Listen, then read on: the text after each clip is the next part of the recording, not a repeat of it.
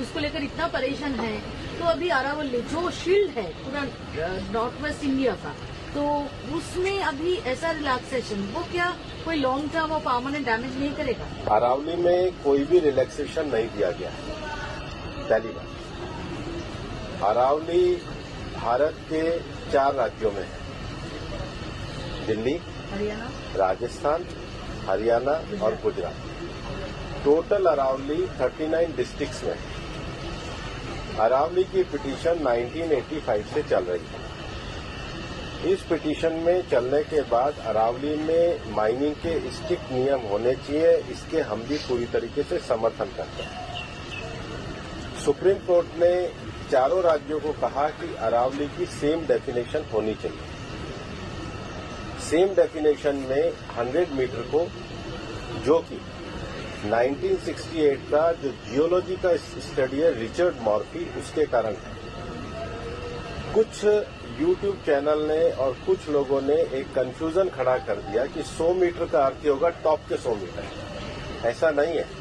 उसका जो base structure है, जो पर्वत का बेस स्ट्रक्चर है, अगर वो जमीन के अंदर भी 20 मीटर है, वहां से लेके 100 मीटर तक प्रोटेक्शन है।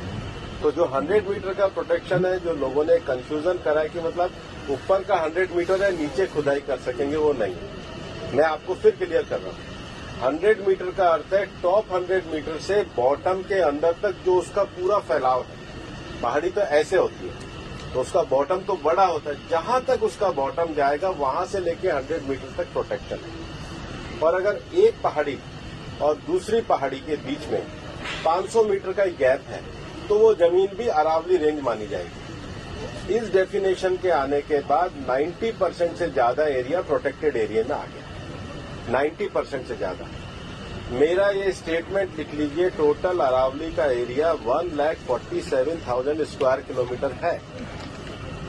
इसके बाद केवल अभी की जो मेरे पास 39 डिस्ट्रिक्ट है, केवल 217 किलोमीटर, मतलब 2% में ही माइनिंग हो सकती है, और वो भी हर तरीके से नहीं हो सकती। उसके लिए भी सुप्रीम कोर्ट ने डायरेक्शन दिया है कि आपने जैसे सारंडा और झारखंड में एक पूरा पहले माइनिंग प्लान बनाया है, वो प्लान तैयार करिए।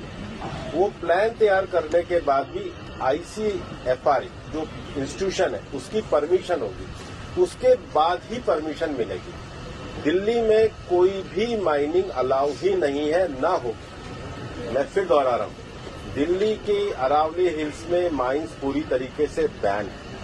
अरावली में लगभग 20 से ज्यादा फॉरेस्ट रिजर्व प्रोटेक्टेड एरिया वो एज इट इज रहेंगे।